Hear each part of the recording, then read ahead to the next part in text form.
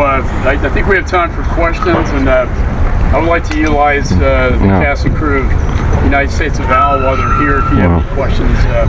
Peter Summer with the Afro-American Newspaper. My question: these are Afghan-American veterans. They served with their American soldiers. They served in special forces during 2001, and from then till 2020. My question is it not time that we recognize acting President Saleh and Massoud as the legitimate government of Afghanistan? And the Taliban, isn't it just a normal Chicago street gang? There are resolutions in the Congress to not recognize the legitimacy of the Taliban. I join with that. Massoud and the Northern Alliance were our only hope. At that time, President Ghani, sadly, I think Andy Kim asked this question today. Why did President Ghani abandon his own people in an act of cowardice? But he did. The United States abandoned and their own government. That's why the Afghan forces fell without our air cover and logistics and basically our ISR capability. So for those of you here behind us, let us give you a round of applause. Thank you. And I appreciate you standing up for this cause. My pleasure. Thank you very much. Hi guys, I'm Parker Young. And I'm Adhir Kalyan. We are here today in a personal capacity on behalf of the 5 Afghans and 7 veterans we work with on our show, The United States of Al.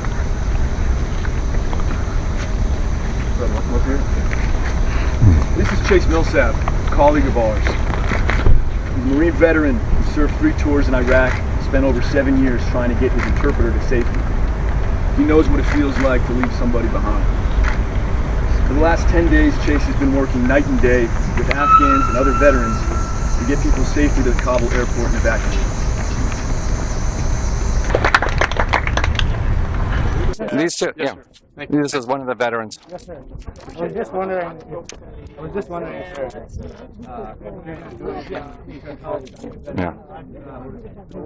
Oh my God. Majority of these guys are from Texas. Faith with our democracy, and now we know that this Congress is safe with that. Thank you very much.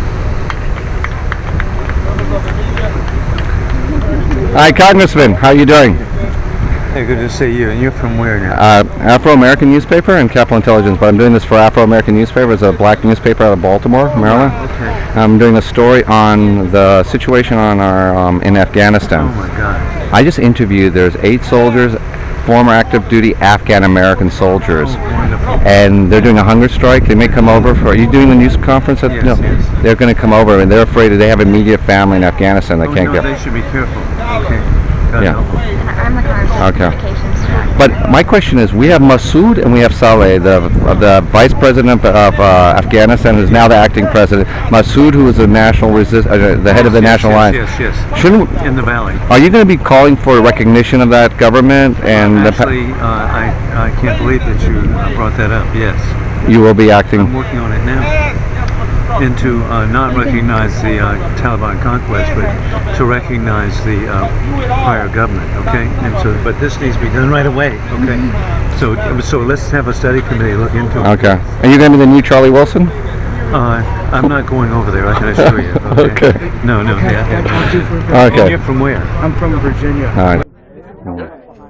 Let them fend for themselves, and he's counting on the mainstream media to just stop talking about it. My last question is, this is the main part of our article on the Afro-American Newspaper, it's these best and brightest in 4 administrations from Bush, Obama, we have Trump, and now we have Biden, have overestimated Taliban. I'm looking at more like the El Rukin street gang of 30 years ago of Chicago. The Taliban is basically a street gangsters, like domestically, you know, nothing even less prepared. I mean, they're ruthless, and they're totalitarian, they're terrorists, and they treat their own people horribly. And Are they terrorists?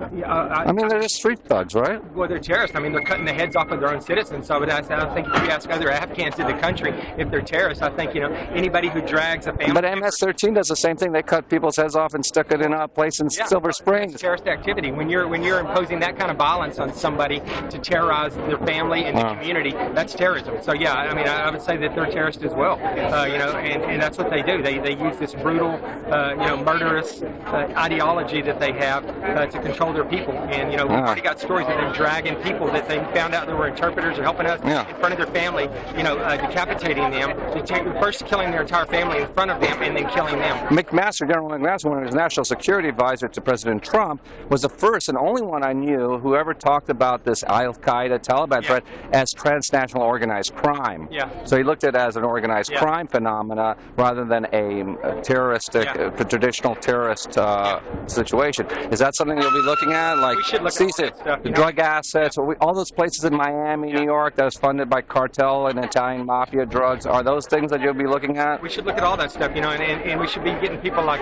General McMaster to do that, because he's very academic and he's very well read and well studied on this issue. And we need real experts who understand this region and understand what it means to be making these decisions. Right now, we've got a bunch of amateurs in the West Wing that really don't care about anything other than their destructive social agenda right now, and then they're also trying to make national security decisions and influence the president on what he's doing in Afghanistan, and you can see the result of that. It's disastrous. Okay.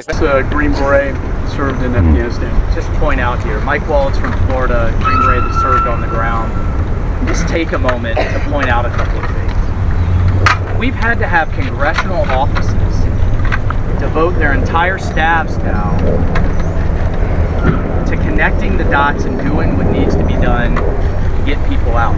I have members of my staff right now on the phone with people real time as they're traveling to the gates, helping them avoid Taliban checkpoints, connecting the dots with the gate guards, calling the airport manager. That's wrong. We're having to fight through our own bureaucracy to help fellow Americans and to help those who stood with us. I mean, just think about that for a moment, how the private sector's had to mobilize to get this done because our government isn't getting it done. But yet, briefing after briefing, we hear this happy talk. We just did from the Pentagon. We did yesterday from the White House. That things are working fine. People are getting through. Americans are getting out. They're not. They're wrong. So I don't know where this disconnect's happening from the reality that's on the ground. On my way here, one of my staff stopped me and said that we had SIVs with all the paperwork on their way, everything approved. The Taliban stopped them at a checkpoint, took all their phones, smashed them, and turned them around. And yet, in 6 days, we're going to shut everything down. Well, that's not 6 days. It's really the next 48 hours. They're going to have to close the gates to clear out those that are on the airfield and get the military out. That is unacceptable. It's un-American. And the fact that Congress has had to lead this, whether it was the Allies Act, or whether it was the fact that this same group was standing here in April begging the administration to start the evacuation then. Because those of us who served there knew that once those military assets left, there's no way to get them out. That you are handing these people. So they're all veterans refugee. These families. I bumped into them at the White House this morning. I'm doing a story on Afghanistan and what we're going to do later. So you're on a hunger strike? Yes, sir. Okay. Every single one of us has served honorably, and some still continue to serve. Okay. So some are still not military members. So which family members are still in Afghanistan? Are there still people? Immediate family. Mothers, fathers, brothers, sisters. Are still in Afghanistan? Yes, sir. They're stuck in front of the airport. So how many are you Afghani? We're all Afghan originally, but we're U.S. citizen and veterans. Oh, so you, as Afghan Americans, fought for... Okay. And you can't get your family up to the Panjshir Valley or in the safe area? No, sir. What? There is no safe place in Afghanistan. And so who has family members still trapped? All of us. Every single here. And there's many more. Oh, that's why you're covering your faces. Yes, we don't want, somebody finding family. It can identify you. Yes. So how many of these people like you have family members who are still trapped there? There's a couple dozen, sir. They're active duty right now. They're serving at Fort John. They're stationed there, but they cannot come here because they're on a mission right now. On a mission, okay. Yes. And Taliban has blocked anybody. Nobody's going out. Nobody's coming out. Okay. I'm hearing that the Taliban are charging between $2,000 to $2,500 per person to pass their board checkpoints. Have you heard that? They're taking money exchange for pass. I've heard it, but you cannot know exactly. They haven't made like a price like for this amount you can get to the airport. Yeah, I mean, if you want to know anything, we have immediate families out there on the streets right now. Yeah. So we do have current information. Right now, they're restricting all kinds of movement. Yeah. Onto the airport and the Panjshir Valley, but there might have been some instances where they were trying to make some money off of people. Yeah. Where they were charging people to let them, at least to the airport's gate. I mean, they can't get them onto the gate, onto the airport, but they might have just charged them that amount just to get them into, to let them into the plane. What I'm hearing is a lot of people are glorifying the Taliban. They're basically like a Chicago or LA street gang, right? They're like more like gangsters than anything else, right? What? Worse. Worse than a street. I mean, these are the guys who couldn't get a job anywhere. Then the only way they survive is whatever money that is given out by their leadership. About 99.9% of them don't have any education. Yeah. If you do have a sort of education, that education would be only they were taught extremist Islamic ideologies in the madrasas of Pakistan. Yeah. And that's pretty much the only form of education. If any of them have any, that would be the only form of education that they have. Okay. Right now they're showing a good pace right now, but we do not know what's going to happen once the air forces leave. Are we recording this? Yeah. What do you think? Yeah. Okay.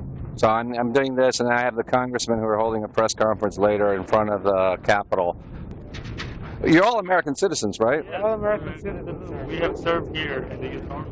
Yeah. We're active duty. Either served or still continue to serve. What? Every single one of us have either served in the military or in some still continue to serve. We're veterans, U.S. veterans. You're U.S. veterans, okay. So these are your family members who will be targeted by the Taliban and others because you served in the military, or even worse, become hostages. Exactly. So a lot of possibilities. I think the worst case scenario would be us watching them on CNN while they're getting their heads cut off, or being rained upon by bullets. Because when they shoot you, they don't just shoot you once or twice or thrice. Yeah. They keep on shooting you. But these are your immediate family members? How many have American passports? Every single one of us. All of us. No, but your family members have American My dad passports? has a green card. He's stuck there. So he has Some permanent. have green cards, some are Afghan Some of them have nationals. visas in there, but they're still not. They're still stuck. Why didn't they leave before? Well, that was not expected to happen that way. This fast. We were waiting on visa, but the visa were issued right now, but they are not allowed to enter the airport. Okay. Okay. Okay. Thank you so much, sir. Thank you.